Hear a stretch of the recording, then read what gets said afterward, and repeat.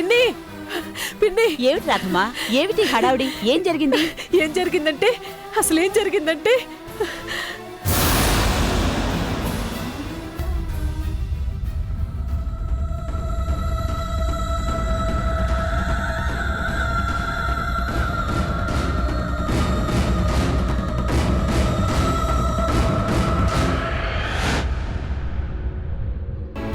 అయ్యో రాధమ్మా, ఏం చేస్తున్నావు? ఏమైంది నీకు? పట్టురాని ఆనందంతో పిచ్చి పట్టేలా ఉంది పిన్ని. చిన్నపిల్లల్లా కేరింతలు కొట్టాలని ఉంది.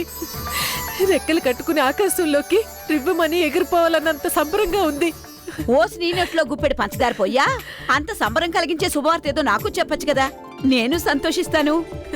సంతోషించడం మాత్రమే కాదు పిన్ని, ఆ శుభవార్త విన్నావంటే పట్టరాని ఆనందంతో ఉక్కిరి బిక్కిరైపోతావు. అదేమిటంటే మన అర్చన బతికే ఉంది. నా బిడ్డ బతికే ఉంది పిన్ని. రాధమ్మా, ఏమిటి నువ్వు చెప్పేది? మన అర్చన బ్రతికే ఉందా? ఆ దేవుడి దయ వల్ల క్షేమంగా ఉంది. అన్నపూర్ణమ్మ గారు ఫోన్ చేస్తే వెళ్ళింది అర్చన దగ్గరికే, నా బిడ్డని కళ్ళారా చూడ్డానికే పిన్ని. రాధమ్మా, నాకంతా అయోమయంగా ఉంది. చనిపోయిందనుకున్న అర్చన పిన్ని తప్పు. అందుకే ఇంటికి రాగానే ఈ పని చేసింది. ఎలా రాధమ్మా? చెప్తాను పిన్ని, నీకు అర్థమయ్యేలా మొత్తం చెప్తాను.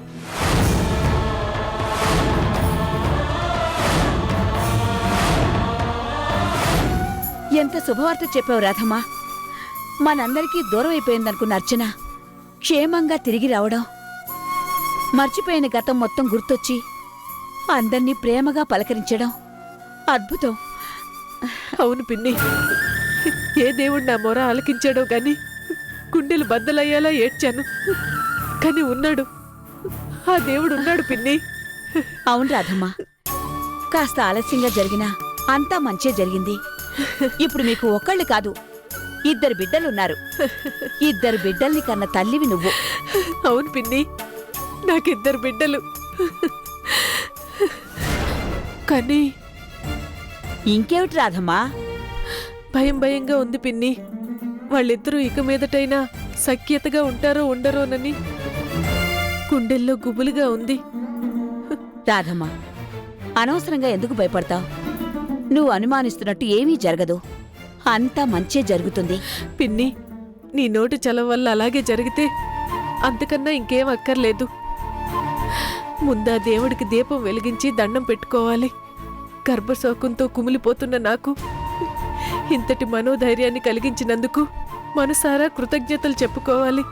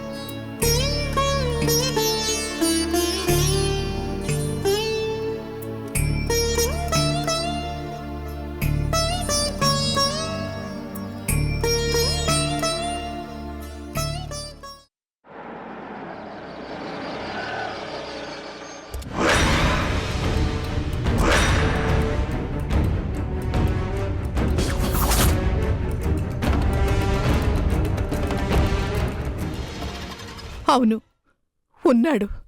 నిజంగానే దేవుడున్నాడు. అందుకే మా అర్చన క్షేమంగా తిరిగొచ్చింది. ఇప్పుడు నాకెంత సంతోషంగా ఉందో మాటల్లో చెప్పలేను. పెద్ద కోడలు, మా ఇంటి మహాలక్ష్మి తిరిగి వచ్చింది. చాలు, మాకీ అదృష్టం చాలు.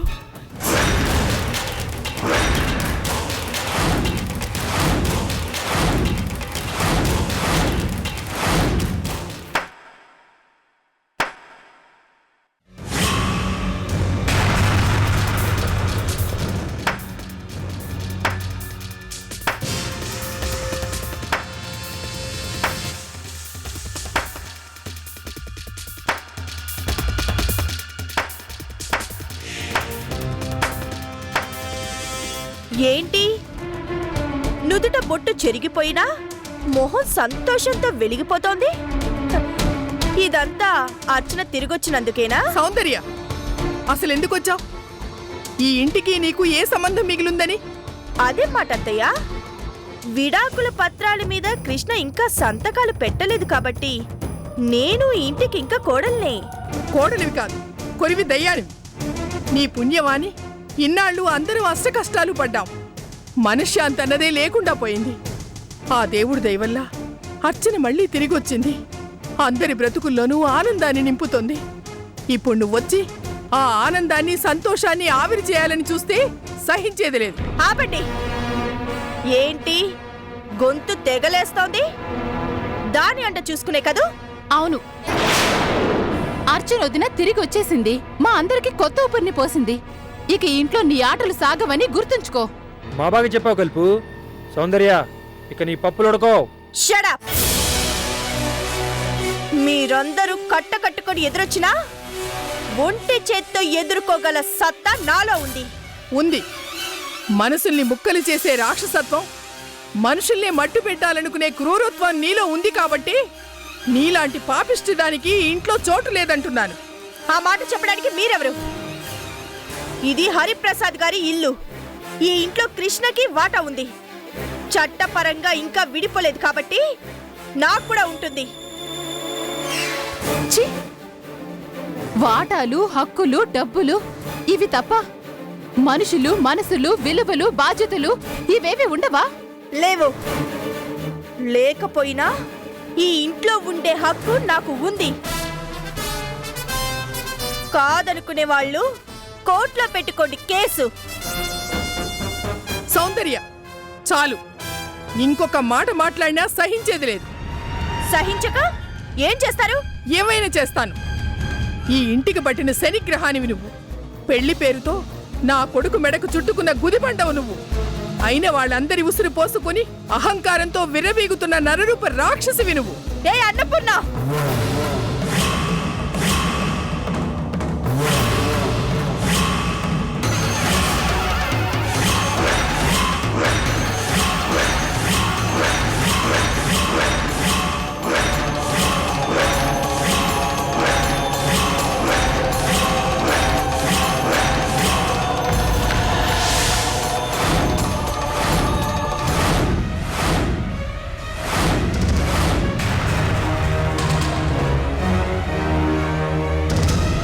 దించు.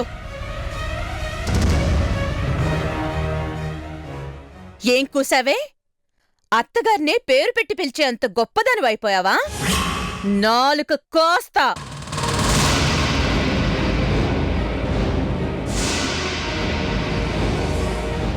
ఏంటి షాక్ అయ్యావా? పిల్లిలా ఉండేది పులిలాగా తిరగబడుతోందేంటా అని ఆశ్చర్యపోతున్నావా? ఈ పిడికిలి చూసావా? యమలోకపు తలుపులు తట్టిన పిడికిలే ఇది. ఈ పిడికిలితో ఒకే ఒక్క గుద్దు గుద్దానో చిన్నప్పుడు తాగిన ఉగ్గు పాలతో సహా కక్కుకుంటావు.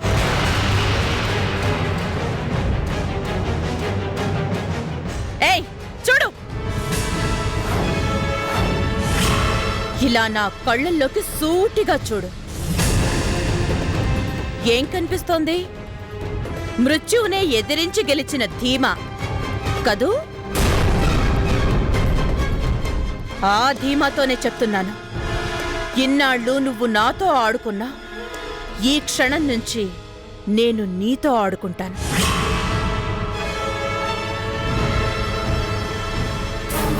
గుర్తుంచుకో, చిన్నప్పటి నుంచి వడ్డీతో సహా బదులు తీర్చుకుంటాను. నర్రకం ప్రత్యక్ష నరకం అంటే ఎలా ఉంటుందో నీకు రుచి చూపిస్తాను. టిట్ ఫర్ టాట్, కన్నుకి కన్ను, ప్రాణానికి ప్రాణం. Get ready.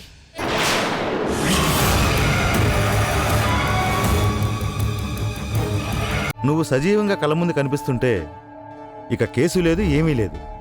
నీ భర్త రాంప్రసాద్ నిర్దోషిగా విడుదల కావడం ఖాయం. లాయర్ గారు, మా బావ జైలు నుంచి నిర్దోషిగా బయటికి రావడమే కాదు, దీనంతటికీ కారణమైన ఆ సౌందర్యాన్ని జైల్లో పెట్టించాను. వద్దు లాయర్ గారు, నేను కోరుకునేది నా భర్త నిర్దోషిగా బయటికి రావడాన్ని మాత్రమే. చెల్లెమ్మా, ప్లీజ్ అన్నయ్య. లాయర్ గారు, అలాగేనమ్మా. ఈ కేసులో జడ్జి గారు ఇంకా తీర్పు చెప్పలేదు కాబట్టి మనం సాక్ష్యాధారాలతో అప్పీల్ చేసుకుంటే సరిపోతుంది.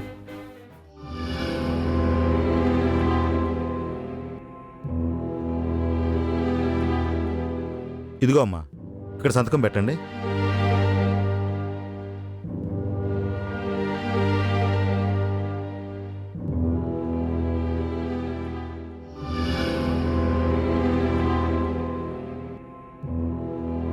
లాయర్ గారు, ఏ తప్పు చేయకపోయినా ఇన్నాళ్ళు నా భర్త అన్యాయంగా జైలు జీవితాన్ని గడిపారు. అందుకే నేను మిమ్మల్ని కోరేది ఒక్కటే, వీలైనంత త్వరగా నా భర్త విడుదలయ్యేలా చూడండి. అలాగేనమ్మా, పూర్తి వివరాలతో ఈ రోజే జడ్జి గారిని కలుస్తాను. 24 అవర్స్లోగా రాంప్రసాద్ బయటికి రాకపోతే అప్పుడు నన్ను అడుగు, సరేనా? అలాగేనండి. నేను ప్రాణాలతో తిరిగొచ్చిందే నా భర్త కోసం. తను నిర్దోషిగా విడుదలైతే అంతకన్నా కోరుకునేది ఏదీ లేదు. ఉంటాను. అలాగేనమ్మా.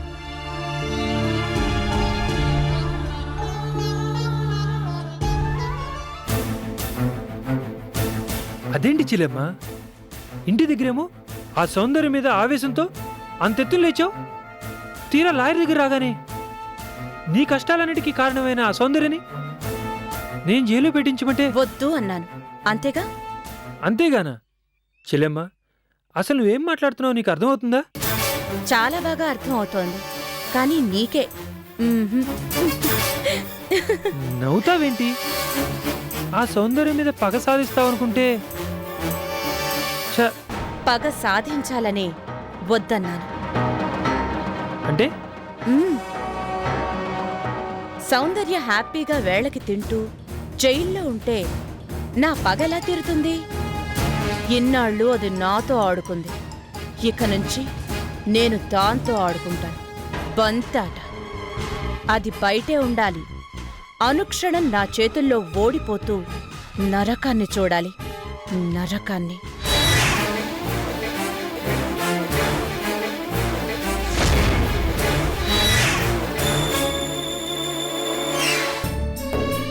అమ్మగారు, ఇది కళా నిజమా? నాకు అర్థం కావడం లేదమ్మా. ఇన్నాళ్ళు మీ కళ్ళల్లో కన్నీళ్లే చూశాను, కన్నబిడ్డను పోగొట్టుకున్న బాధను చూశానమ్మా. కాని ఇప్పుడు చూస్తున్నానమ్మా, వెలిగిపోయే మతాబులు మించిన కాంతిని, ఇంతవరకు ఎప్పుడు చూడని గొప్ప తృప్తిని. అర్చనమ్మ తిరిగొచ్చిందంటే అందుకు కారణం మీరు చేసిన పూజలేనమ్మా. అవును శివ, ఇన్నాళ్లకు నా పూజలు ఫలించాయి. నా అర్చన నాకు దొరికింది, చాలు. నాకింకేం అక్కర్లేదు. అయ్యగారు ఇప్పుడే స్టేట్స్కి వెళ్ళాలా? ఆయన కూడా ఉంటే కన్నబిడ్డని కళ్ళారా చూసుకొని ఎంతగా పొంగిపోయి ఉండేవారో. ఒక పని చేద్దాం అమ్మగారు, స్టేట్స్లో ఉన్న అయ్యగారికి ఫోన్ చేసి వెంటనే రమ్మందామా? వద్దు శివ, ఇంతటి శుభవార్త ఫోన్లో కాదు చెప్పవలసింది. నేనే స్వయంగా ఆయనతో, నా నోటితో చెప్పాలి. ఆయన కళ్ళల్లో వెలిగే ఆనందాన్ని నా కళ్ళారా నేను చూడాలి. అలాగేనమ్మా. కానీ అయ్యగారు ఎప్పుడొస్తారోనమ్మా? వీలైనంత త్వరలో వచ్చేస్తాను అని చెప్పే వెళ్ళారు కదా. కానీ ఏంటమ్మగారు? అర్చన మాటలు వింటుంటే నాకు భయం వేస్తుంది. అమ్మగారు? అవును శివ, అర్చన ఇదివరకట్లా లేదు. మృత్యు అంచుల దాకా వెళ్ళొచ్చాక తనలో మార్పు స్పష్టంగా కనిపిస్తోంది. అమ్మగారు, మీరనేదేంటో నాకు అర్థం కావడం లేదు. ఎలా చెప్పను? ఇదివరకు అర్చనలో ఎంత ఓర్పు సహనం ఉండేది. కానీ ఇప్పుడు ఆ సౌందర్యం మీద పగబట్టినట్టు మాట్లాడుతుంది. ఓ అదా, అందులో తప్పే ఉంది అమ్మగారు.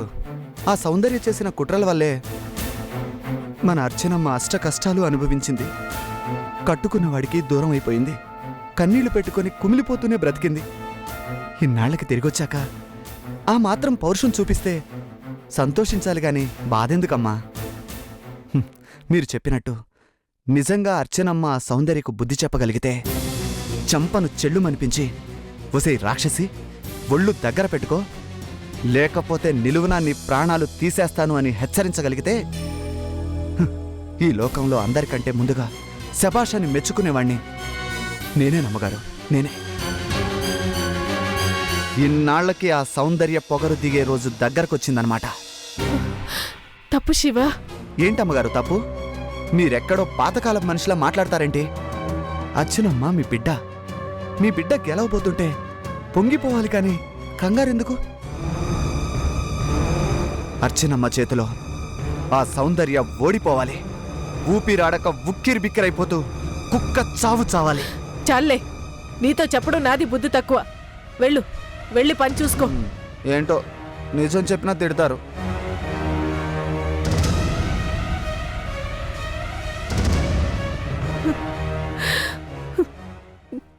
శివ, నిజమేమిటో నీకు తెలీదు.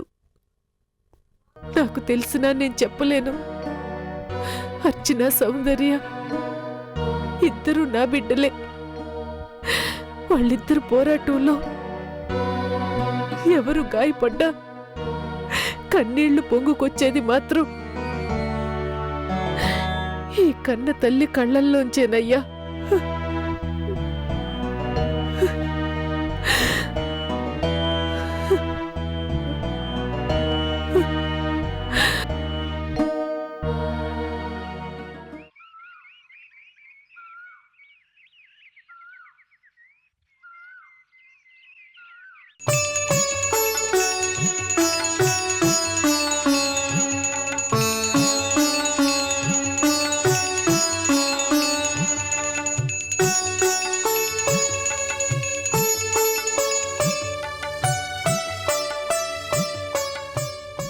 భగవంతుడా, ఇవాళే కోర్టులో జడ్జి గారు తీర్పిచ్చే రోజు. ఎలాంటి అవాంతరాలు లేకుండా మా పెద్దాడు నిర్దోషిగా విడుదలయ్యేటట్లు చూడు తండ్రి.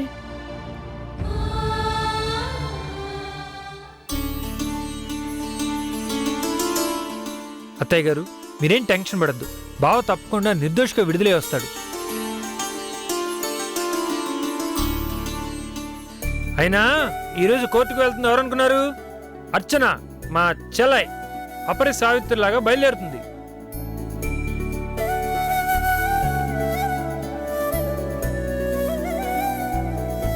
మా బావని నిర్దోషిగా విడిపించి వెంట పెట్టుకొని తీసుకొస్తుంది. కథ కలుపు. మరి అర్చన వదిన మజాకా? ఏమోనమ్మా, మళ్ళీ ఆ సౌందర్య ఏ అడ్డుపుల్ల వేస్తుందోనని భయంగా ఉంది. అత్తయ్య, ఆ దెయ్యం అడ్డుపుల్ల వేస్తే మా చెలై ఊరుకుంటుందా? ఇంతలా దొడ్డుగారుతో తన బుర్ర బద్దలు కొట్టేస్తుంది. అన్నయ్య తప్పు. ఏంటొదిన తప్పు? మంచి మానవత్వం లేని ఆ రాక్షసికి ఎలాంటి శిక్ష విధించినా తప్పులేదు. మా బా చెప్పా కలుపు. నన్ను అడిగితే ఇంత దుడ్డుగరుతో కొట్టడం కాదు, ఇండియన్ పీనల్ కోడ్ లో ఉన్న అన్ని సెక్షన్స్ తో సౌందర్య శిక్ష విధించినా అది తక్కువే. మరి అమ్మమ్మమ్మమ్మ, అసలు ఎన్ని మోసాలు, ఎన్ని ఘోరాలు తలుచుకుంటేనే ఒళ్ళు మండిపోతుంది. నాకైతే దాన్ని తలుచుకుంటేనే తేళ్లు చెర్లు పాకినట్టుంటుంది. కల్పన తప్పమ్మా. వదిన్ని పట్టుకుని దాన్ని దీన్ని అనొచ్చా? పోనీ నువ్వు చెప్పమ్మా అర్చన, సౌందర్య చేసిన తప్పులకు పరిష్కారం ఏమిటి? అన్ని పరిష్కారాలకి జవాబుని ఆ దేవుడే చెప్తాడత్తయ్య. ఎవరి పాపపుణ్యాల పద్దుని వాళ్ల పేరు మీద రాస్తూనే ఉంటాడు. లెక్క పూర్తయ్యాక, పాపం బద్దలయ్యాక తగిన శిక్షని తనే తప్పకుండా విధిస్తాడు. ఇప్పుడు నేను ఆలోచిస్తుంది సౌందర్య గురించి కాదు, నా సౌభాగ్యాన్ని గురించి, మీ అబ్బాయి నిర్దోషిగా విడుదల కావడాన్ని గురించి.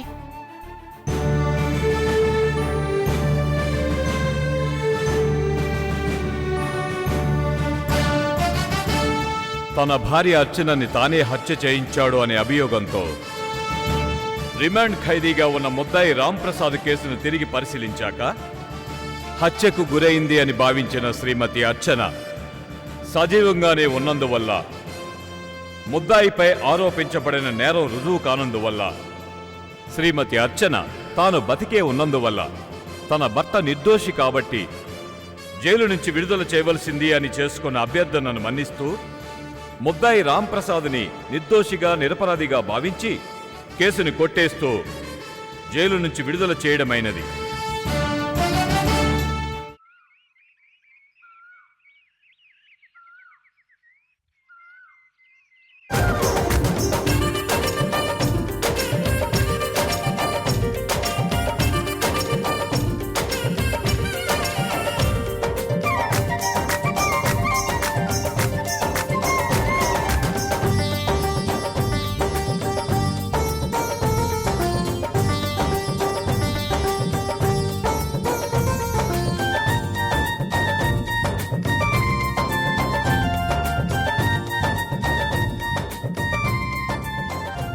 ఎన్ని ఎత్తులు వేశాను, ఎన్ని ప్రయత్నాలు చేశాను, అన్ని వృధా అయిపోయాయి. ఇన్నాళ్ళ నా శ్రమ మొత్తం వేస్ట్ అయిపోతే శాంతంగా ఉండాలా? అది నాతోనే ఛాలెంజ్ చేస్తే సైలెంట్గా ఉండిపోవాలా? నా ఏం జరిగినా సరే, చివరికి నేను సర్వనాశనం అయిపోయినా సరే దానిపైన గెలిచే తీరాలి. అలాగే గెలు, వద్దనెవరన్నారు?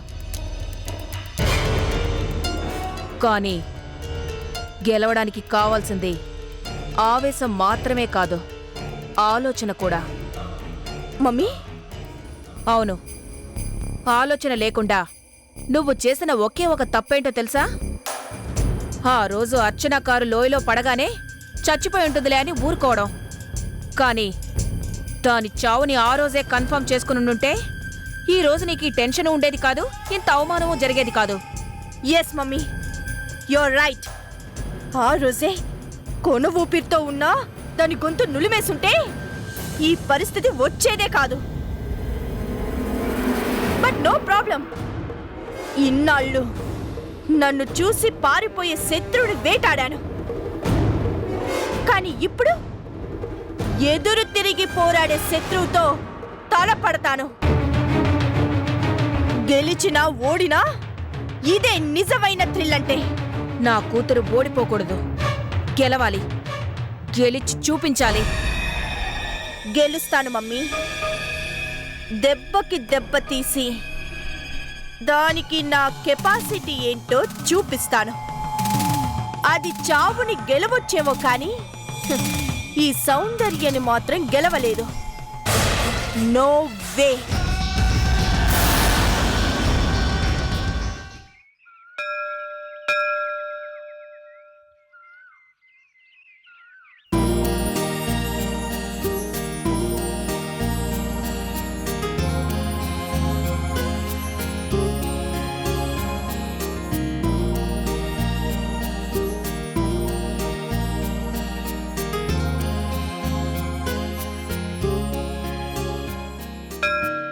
हरि ओं गणानां त्वा गणपतिगं अवावहिं कविं कवीनाम् उपवस्त्रवस्त्रवं जाशराजं ब्रह्मणा ब्रह्मणस्वदः आणशृण्वन्नोतभीष्कृतसाधनं श्रीमहागणाधिपतये नमः।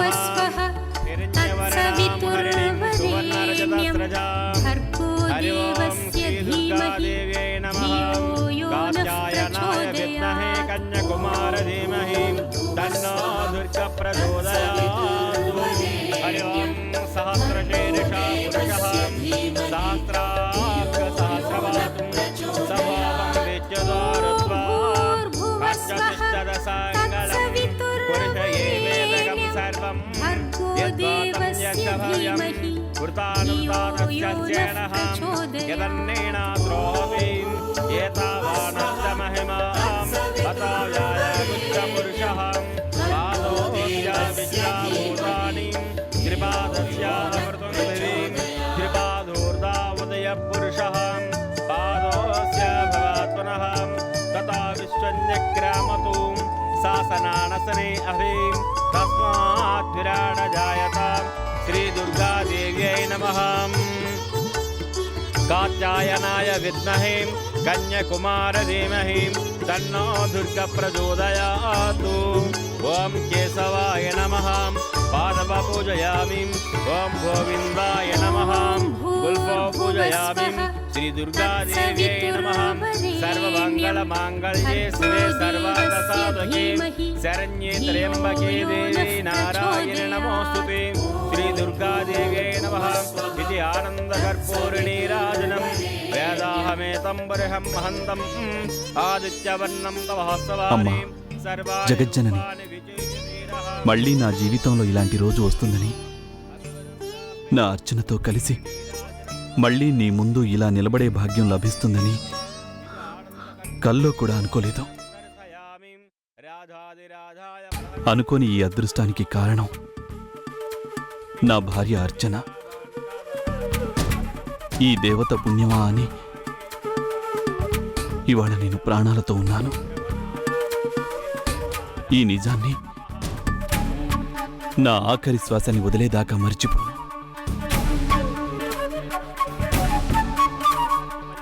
తల్లి, క్షమయా ధరిత్రి అంటారు. ఆ మాట నిజం, ముమ్మాటికి నిజం. అందుకే నా భార్య నా తప్పులన్నింటినీ క్షమించింది. ఆ భూదేవికి ఉన్నంత ఓర్పుతో మళ్ళీ నా కోసమే తిరిగొచ్చింది. ఒకనాడు ఈ దేవతని నా చేజేతులారా మూర్ఖంగా దూరం చేసుకున్నాను.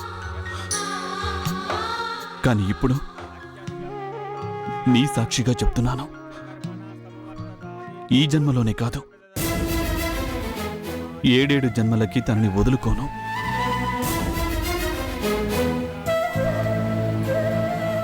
మా బంధం కలకాలం నిలిచుండేలా దీవించు తల్లి. सहस्रशीर्षं देवं विश्वाक्षं दशसम्भवं विश्वन्नारायणं देवम् अक्षरं परमं पदं विश्वद परमान् नित्यं विश्वन्नारायणगमहरिं विश्ववेवेदं बर्हं स विश्वदेवते श्रीदुर्गादेवे नमः दीर्घायुष्मान् भव दीर्घशमङ्गले भव मनोवाञ्छाफलसिद्धिरस्तु अन्योन्यदाम्पत्यप्राप्तिरस्तु शुभं भूयात्.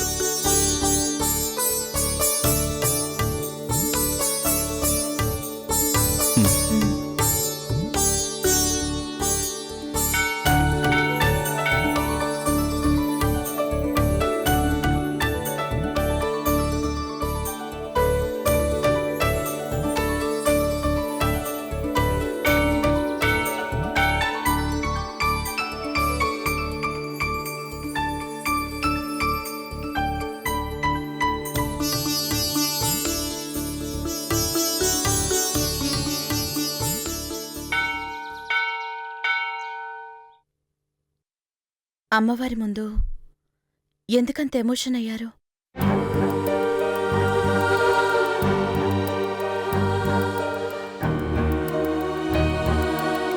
జరిగిందంతా ఒక పీడకల అనుకుని ఇద్దరం మర్చిపోదామని చెప్పాను కదా. లేదర్చన, నేను మరిచిపోదామని ఎంతగా ప్రయత్నించినా అనుక్షణం నేను చేసిన పాపాన్ని గుర్తు చేస్తూనే ఉంది.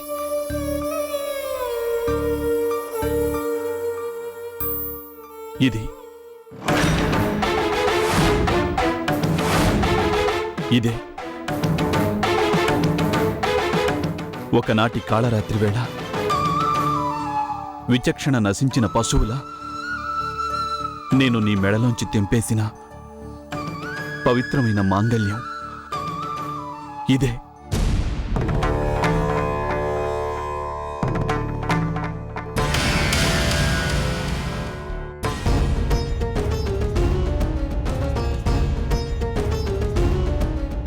నాలోని రాక్షసుడు పూర్తిగా చచ్చిపోవటానికి కారణం ఇదే. మళ్ళీ మనిషిగా నేను పునర్జన్మని ఎత్తటానికి కారణం కూడా ఇదే. ఆ దేవత సాక్షిగా చెప్తున్నాను అర్చన, నా చేతులతోనే పరమ పవిత్రమైన ఈ మాంగల్యాన్ని మళ్ళీ నీ మెడలో కడితేనే తప్ప నాకు మనశ్శాంతి లేదు.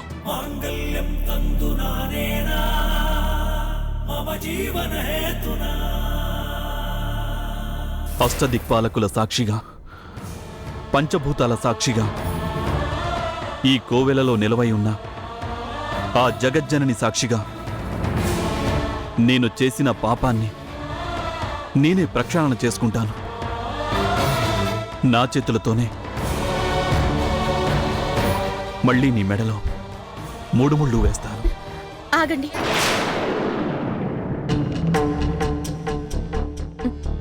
వద్దు. అర్చన, ఏ ముహూర్తంలో మీరు ఆ తాళిని నా మెళ్ళో కట్టారో ఆనాటి నుంచి మన మధ్య ఎన్ని అపార్థాలు, ఎన్ని అగాధాలు, చివరికి ఒకరికొకరం దూరం అయ్యే పరిస్థితి కూడా వచ్చింది అంటే అందుకు కారణం ఆనాడు జరిగిన పెళ్లికి ముహూర్త బలం లేకపోవడమే.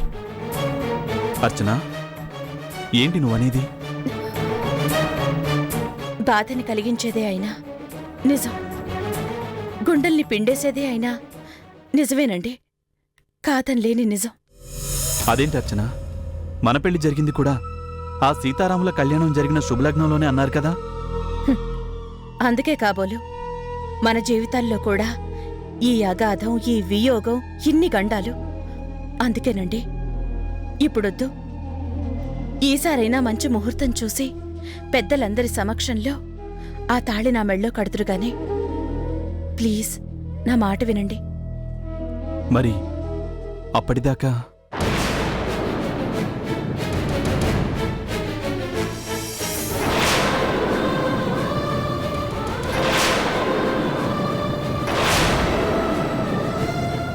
నేను ఒక పెళ్ళైన ఆడదాన్ని అనేందుకు సాక్షిగా, నా సౌభాగ్యానికి గుర్తుగా ఈ పసుపు తాడే నా మెళ్ళో ఉంటుంది.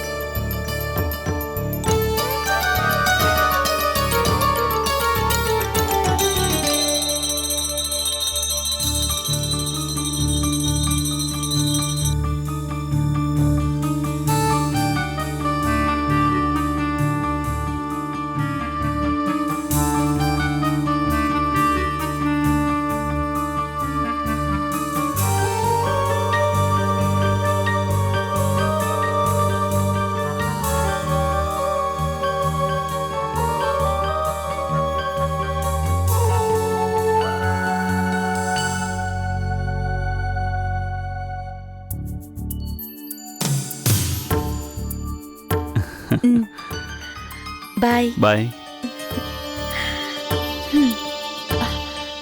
కల్పన, ఇలా బుక్ చదువుకుంటూ కూర్చుంటే పాలెప్పుడు తాగేది? పాలు తీసుకో.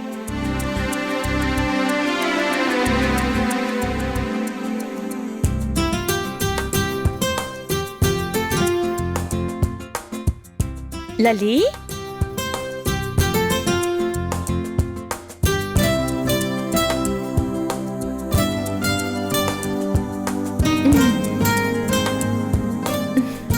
బాయ్.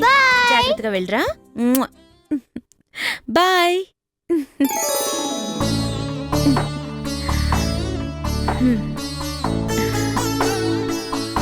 జాగ్రత్తగా వెళ్ళరండి అన్నయ్య. అలాగే చెల్లెమ్మా.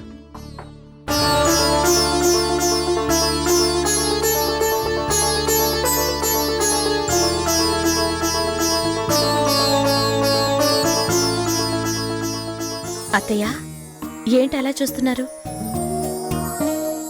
ఇన్నాళ్లకు మళ్ళీ అందరూ సంతోషంగా ఎవరి పనులు వాళ్ళు చేసుకుంటున్నారు. కానీ కృష్ణ కూడా ఉంటే ఎంత బావుండేదా అని. అత్తయ్య, కృష్ణ ఎక్కడికి వెళ్ళాడు? ఏం చెప్పనమ్మా, ఇల్లాలు ఎదురు చూస్తుంది అనుకుంటేనే ఏ మగవాడికైనా ఇంటి మీద ధ్యాస ఉంటుంది. ఎప్పుడెప్పుడు ఇంటికి వెళ్ళిపోవాలా అని ఆరాటం ఉంటుంది. కానీ కట్టుకున్న ఆడది నీకు విడాకులిస్తాను అనంటే ఇదిగో ఇలాగే ఉంటుంది. మీరు చెప్పింది నిజమే అత్తయ్య. కానీ కృష్ణ మీకోసమైనా ఇంటికి రావాలి కదా. వస్తానని చెప్పాడు. వైజాగ్లో ఉద్యోగానికి రిజైన్ చేసి తొందరలోనే వచ్చేస్తానమ్మా అని చెప్పి వెళ్ళాడు. అంతే. ఆ రోజు నుండి ఈ రోజు వరకు ఎక్కడున్నాడో ఎలా ఉన్నాడో. ఆశ్చర్యంగా ఉందే. నాకు తెలిసి గతంలో కృష్ణ ఎప్పుడూ ఇంత నిర్లక్ష్యంగా లేడే. నిర్లక్ష్యం కాదర్చన, నిరాశ, నిర్వేదం. నీకు తెలుసు కదా, వాడిది చాలా సున్నితమైన మనసు. ఆ మనసుని సౌందర్య తన మాటలతో, ప్రవర్తనతో ముక్కలు ముక్కలుగా చేసింది. దాంపత్య జీవితానికి అర్థం లేకుండా చేసింది. చివరికి విడాకులు కూడా ఇస్తానంటే పైకి చెప్పలేకపోయినా తట్టుకోలేకపోయాడు. అందుకే సౌందర్యకు దూరంగా ఉండాలని. అర్థమైందత్తయ్యా. కానీ మీకోసమైనా ఒక్కసారి ఫోన్ చేసి ఉండొచ్చు కదా. చెయ్యకే. చేశాడమ్మా. ఓసారి రాజమండ్రి నుండి ఫోన్ చేసి ఎవరో అమ్మాయికి మన ఇంట్లో ఆశ్రయం ఇవ్వాలి అని చెప్పాడు. సరే అన్నాను. కానీ ఆ తర్వాత ఏమైందో ఏమో, ఆ అమ్మాయి రాలేదు, కృష్ణ ఫోను చేయలేదు. పోనీ మీరే కృష్ణకు ఫోన్ చేయకపోయారా? చేశాను. ఒకసారి కాదు, ఎన్నోసార్లు చేశాను. వాడి ఫ్రెండ్ బాబ్జీ అని అతను మాట్లాడాడు. కృష్ణ కంపెనీ పని మీద ఏదో ఊరు వెళ్ళాడని చెప్పాడు. ఇలా మీ అమ్మ ఫోన్ చేసింది, కృష్ణతో చెప్పు బాబు అని కూడా చెప్పాను. తాను చెప్పాడో లేదో తెలియదు, కానీ కృష్ణ నుండి ఫోను లేదు, మనిషి రాలేదు. వాడెక్కడున్నాడో, ఏం చేస్తున్నాడో, ఒంటరిగా ఎన్ని అగచాట్లు పడుతున్నాడో.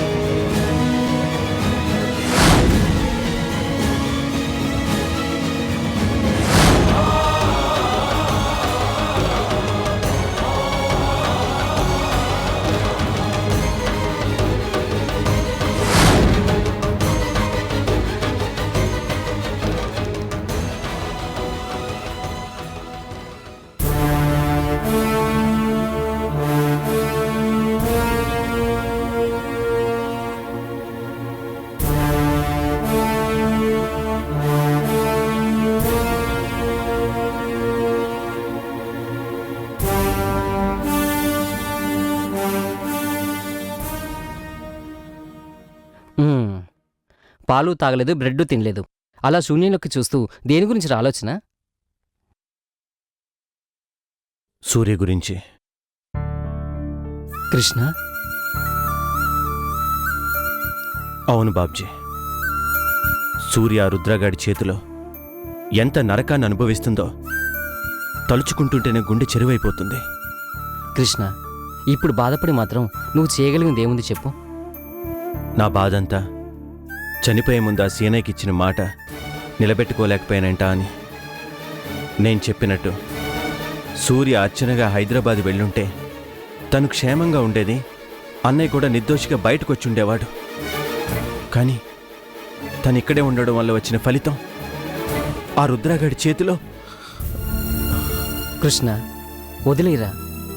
మంచి మనసుతో ఆపదలో ఉన్న ఆడపిల్లకి సాయం చేయాలనుకున్నావు, కానీ ఆ అమ్మాయికి అదృష్టం లేదు. ఏం చేస్తాం? ఒకళ్ళ నుదుటి రాతని మనం మార్చలేం కదరా.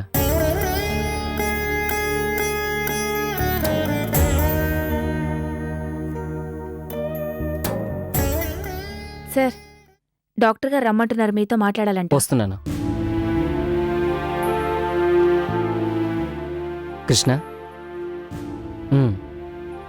తీసుకోరా. నేను డాక్టర్ గారితో మాట్లాడేసి వస్తాను.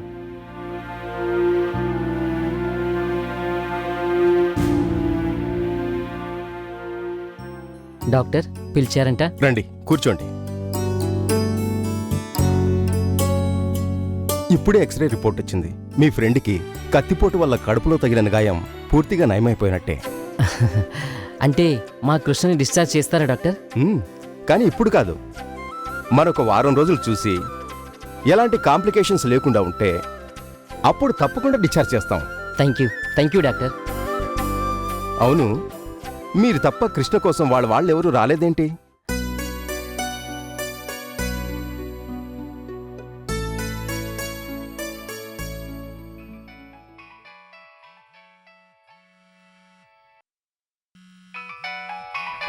Excuse me doctor. క్యారియన్.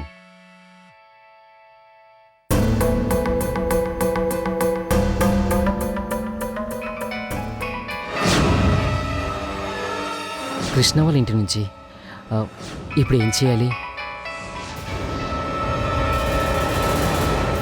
అమ్మా అర్చన, ఏమైందమ్మా? రింగ్ అవుతోంది కానీ ఫోన్ తీయట్లేదు అత్తయ్య. ఒక్కసారి కాదు, ఎన్నిసార్లు చేసినా ఇదే పరిస్థితి.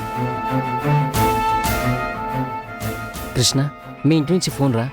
వద్దురా, నువ్వే మాట్లాడేసే. నా వల్ల కాదురా, నువ్వు ఊళ్ళో లేవని ఎన్నిసార్లు అబద్ధం చెప్పును? నిజం చెప్పి ఇంట్లో వాళ్ళని బాధ పెట్టడం కన్నా అబద్ధం చెప్పి తప్పించుకోవడంలో తప్పు లేదు. పాపం అవతల మీ అమ్మగారేమోరా నీతో మాట్లాడాలని ఎంత ఆశగా ఎదురు చూస్తున్నారు ఏంటో. తెలుసు బాబ్జీ, అమ్మకి నేనంటే ఎంత ప్రేమో నాకు తెలుసు. నాకిలా జరిగిందంటే అమ్మ తట్టుకోలేదని కూడా నాకు తెలుసు. అందుకే నాకు ఇవ్వద్దంటున్నాను.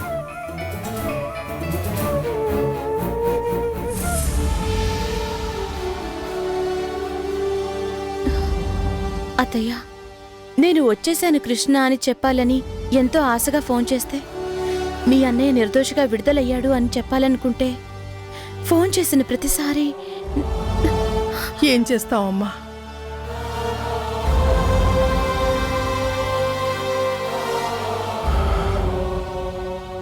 డాక్టర్ ఏమన్నారా? ఇంకో వారం రోజులు ఇక్కడే ఉండాలన్నారా. ఇంకా వారం రోజులా?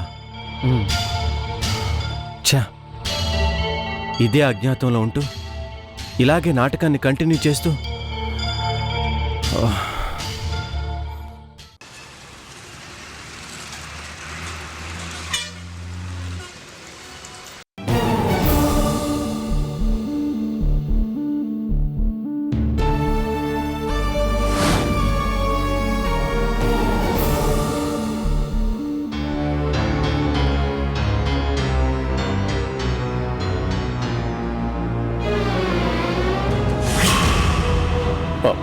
Driver, car.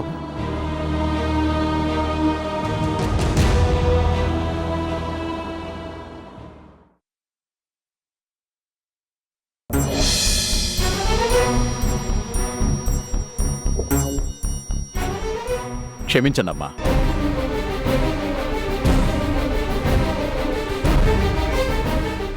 జరిగిన దాంట్లో తప్పంతా సౌందర్యదే. అందుకే ఇన్నాళ్ళు మీకు నా మొహాన్ని చూపించలేకపోయాను. చివరికి బావగారు పోయినప్పుడు కూడా మీరు నా మీద, నా కుటుంబం మీద ఎంత కోపంగా ఉన్నారో నాకు తెలుసు. నా కూతురు చేసిన తప్పుల వల్ల. తప్పులు కాదు, పాపాలు. నా కూతురు చేసిన పాపాల వల్లే మీ కుటుంబం ఎన్నో కష్టాలని, నష్టాలని భరించింది. ఎంతో బాధకి, వేదనకి గురైంది. చిన్న పెద్ద అందరి మనసు గాయపడి కన్నీళ్లు పెట్టుకోవడానికి కారణం ముమ్మాటికి సౌందర్యే. అందుకు నేను నా మనస్ఫూర్తిగా మీ అందరికీ క్షమాపణలు చెప్పుకోవడానికి మీ ఇంటికే బయలుదేరానమ్మా. చాలా తొందరగానే బయలుదేరారే. మీరనాల్సిందే, నేను పడాల్సిందే. కానీ జరిగిన దాంట్లో నా ప్రమేయం ఏమీ లేదని మీరు అల్లుడు అర్థం చేసుకుంటే నాకంతే చాలు. అల్లుడుండగాని మరొక అల్లుడిని తెచ్చుకోబోతున్నారు కదా అమెరికా నుంచి. అమ్మా, అదంతా నా భార్య చేసిన నిర్వాకం. నా కంఠంలో ప్రాణం ఉండగా అలా జరగదు, జరగనివ్వను. నన్ను నమ్మండమ్మా. ఇన్నాళ్లకా దేవుడి దయవల్ల అర్చన తిరిగొచ్చిందని తెలిసింది. అంతేకాదు, ఇప్పుడు అర్చనకి తన గతం పూర్తిగా గుర్తొచ్చిందని, నన్ను చూస్తే హర్ష అంకులను అభిమానంగా పలకరిస్తుందని ఎంతో ఆశతో బయలుదేరాను. అనుకోకుండా మీరు కూడా దారిలోనే కనిపించారు. రండమ్మా. అవసరం లేదు, నాకు మీ మర్యాదలు అవసరం లేదు. కష్టపడి మీరు మా ఇంటి దాకా రావాల్సిన అవసరం అంతకన్నా లేదు. అమ్మా, ఎందుకంత కటుగా మాట్లాడుతున్నారు? జరిగిన దానికి నేను క్షమాపణలు చెప్పినా కూడా వద్దు, మీరు వద్దు, మీ క్షమాపణలు వద్దు. మీ కూతురు పుణ్యవాణి నా నుదుట కుంకుమ చెరిగిపోయింది. మీ కూతురు పుణ్యవాణి నా కొడుకు జైలు పాలయ్యాడు. మీ కూతురు పుణ్యవాణి నా పెద్ద కొడలు చచ్చి బ్రతికింది. అందరం ఇప్పుడిప్పుడే తగిలిన గాయాల నుంచి మెల్లమెల్లగా కోలుకుంటున్నాం. ఇంటి కోడలు సృష్టించిన సునామీ బీభత్సం నుంచి ఇప్పుడిప్పుడే చిరునవ్వు నవ్వగలుగుతున్నాం, తిండి తినగలుగుతున్నాం, ప్రశాంతంగా నిద్రపోగలుగుతున్నాం. ఇప్పుడు పలకరింపు పేరుతో మీరొచ్చి ఆ ప్రశాంతతని, చిరునవ్వుని చెదరగొట్టకండి. చాలు. మీ పిల్లని నా కొడుక్కి చేసుకున్న పాపానికి నేను, నా వాళ్ళు అనుభవించిన అశాంతి, బాధ, క్షోభ చాలు. అమ్మా, అంత నిర్దయగా మాట్లాడకండి. ఎంతైనా మనం ఎక్కడికి పోయింది చుట్టరికం? నీ కూతురు నా భర్తని దొంగ అని అవమానించి ఆయన గుండె పగిలి ఈ లోకం నుంచి నిష్క్రమించేలా చేసినాడు. ఏమైపోయింది చుట్టరికం? నీ కూతురు అమాయకుడైన మా అల్లుణ్ణి నిర్దాక్షిణ్యంగా కిడ్నాప్ చేయించి రౌడీల చేత తన ప్రాణాల్ని కూడా తీయించడానికి ప్రయత్నించిన నాడు ఎక్కడికి పోయింది వీయరికం? కపట నాటకంతో తను చేసిన నేరాన్ని నీ కూతురు నా పెద్ద కొడుకు మీదకు తోసి అన్యాయంగా జైలు పాలు చేసిన రోజు ఏ గంగలో కలిసిందన్నయ్య గారు మీ పెద్దరికం? నా పెద్ద కోడలు, మా ఇంటి మహాలక్ష్మి, మా అర్చనను పగపట్టి కక్ష కట్టి కిరాతకంగా రౌడీల చేత చంపించాలని నీ కూతురు అనుకున్న రోజు ఆనాడు గుర్తుకురాని ఈ మనం అర్చన బ్రతికి రాగాని ఇప్పుడు గుర్తుకొచ్చిందా? తగుదునమ్మా అని పలకరించడానికి బయలుదేరారా? అక్కర్లేదు. అన్నపూర్ణమ్మ గారు. అవును, అన్నపూర్ణమ్మనే. ఆయన తర్వాత ఆ ఇంటి యజమానురాలుగా చెప్తున్నాను. ఇప్పుడే కాదు, ఇంకెప్పుడు మీరు మా ఇంటి గుమ్మం కూడా తొక్కదు. నిజంగా మీరు మా అర్చన క్షేమాన్ని, మేల్ని కోరుకునేవారైతే దయచేసి ఇంకెప్పుడు మా ఇంటి వైపు రాకండి.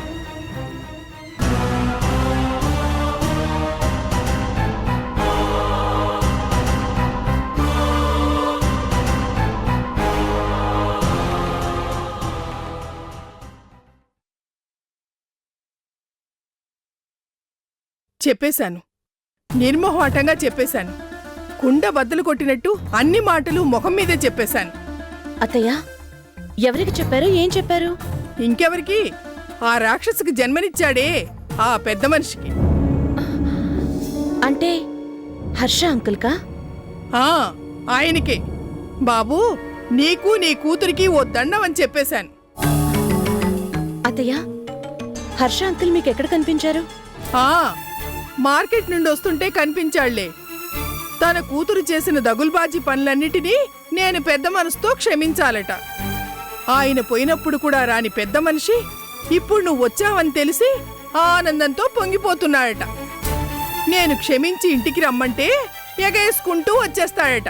ఛీ, వాళ్లలాగా ఏ ఎండకా గొడుగు పట్టడం నాకు తెలీదు. అందుకే ఇంటికి రావద్దని మొహం మీదే చెప్పేశాను. తొందరపడ్డారేమో అత్తయ్య. అవునత్తయ్య, మనందరి కష్టాలకి కన్నీళ్ళకి కారణం సౌందర్యే. తను చేసిన దారుణాల వల్ల అందరం నష్టపోయాం. కానీ జరిగిన దాంట్లో హర్ష అంకుల్ తప్పే ఉంది. తప్పే ఉందా? అలాంటి రాక్షసుకి జన్మనివ్వడమే ఆ పెద్ద మనిషి చేసిన మొదటి తప్పు. ఇన్ని తప్పులు చేస్తుందని తెలిసి కూడా అదుపులో పెట్టుకోకపోవడం అతగాడు చేసిన రెండవ తప్పు. తన ఇంట్లో కుట్రలు జరుగుతున్నా తెలుసుకోలేకపోవడం మూడవ తప్పు. అన్ని తప్పుల్ని మించిన మరొక తప్పేమిటో తెలుసా?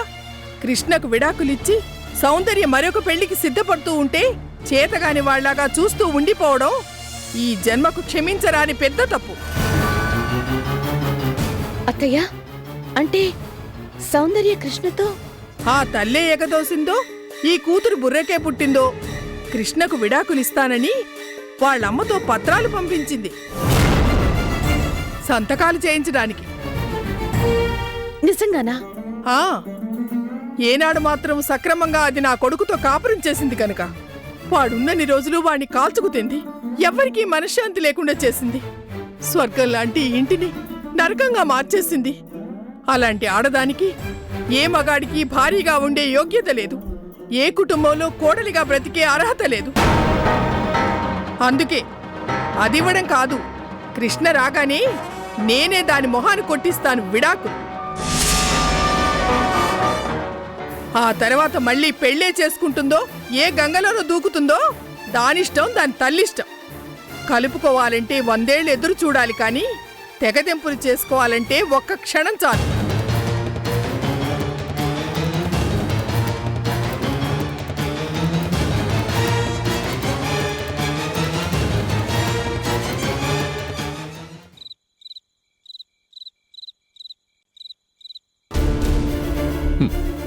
నిన్ను కట్టుకున్న పాపానికి, నీ చేత డాడీ అనిపించుకున్న పాపానికి ఇవాళ నేను కూడా వాళ్ళకి శత్రువునైపోయాను.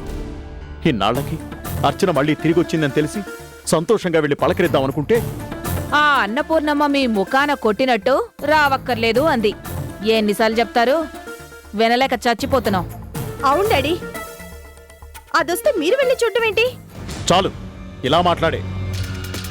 మన 2 కుటుంబాల మధ్య సంబంధాలే లేకుండా చేశావు. శుభానికైనా అశుభానికైనా వెళ్ళి పలకరించే అవకాశమే లేకుండా చేశారు మీ తల్లి కూతుళ్ళు. కొంపలేం మునిగిపోలేదు తమరక్కడికి వెళ్ళకపోతే. అయినా ఇవాళ రేపో సౌందర్యవాడికి విడాకులు ఇచ్చేస్తే ఇక వాళ్ళెవరో మనమెవరమో. నోర్మై, ఆ ఇంటితో తెంచుకుంటే తెగిపోయే సంబంధం కాదే మనది. ఓయబ్బో, అంత గొప్ప సంబంధం ఏమేడ్చిందట? అర్చన ఒకప్పటి మీ డ్రైవర్ గాడి కూతురు. వాడు మీ చేతులకి సంకెళ్ళు వేయించి అవమానించినా మీకింకా బుద్ధి రాకపోతే ఎవరేం చేస్తారులే. బుద్ధి కట్టుకున్నవాడికి బుద్ధి లేదు అనగలిగినంత గొప్ప సంస్కారం గలదానివి కాబట్టే దీనికి కూడా నీ పోలికలే వచ్చాయి. డాడీ కాదా? ఏనాడైనా కృష్ణ నువ్వు నీ భర్తగా చూశావా? అభిమానంగా ఆదరించావా? నలుగురిలోనూ గౌరవంగా ఏమండి అని పలకరించావా? లేదు. అలాంటప్పుడు కృష్ణకి మాత్రం నీ మీద అభిమానం ఎందుకుంటుంది?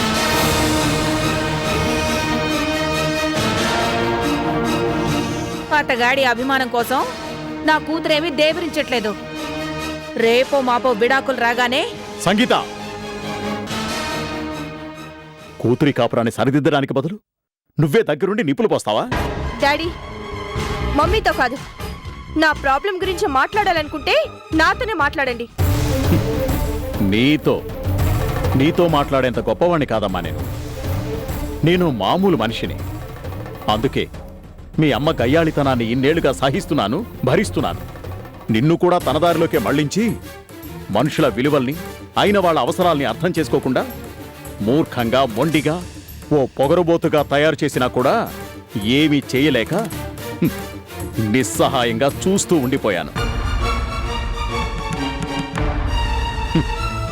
మాట తేడా వచ్చింది కదా అని నువ్వు కృష్ణకి విడాకులు ఇవ్వాలనుకున్నట్టే 25 ఏళ్ల కిందటే నేను కూడా అనుకునుంటే ఇవాళ నేనెవరో, నువ్వెవరో, తానెవరో ఎవరికెవరూ కాకుండా మిగిలిపోయేవాళ్ళం.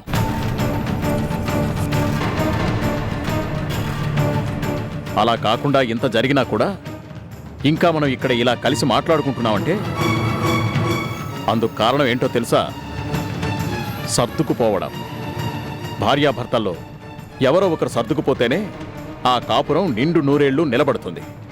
కాదని మూర్ఖంగా కాలదనుకుంటే నిట్ట నిలువునా కూలిపోతుంది. అయిందా మీ లెక్చర్? సౌందర్య, ఈయన గారి మాటలు విన్నావంటే కుక్కతోక పట్టుకుని గోదావరి ఇదినట్టే. పద వెళ్దాం.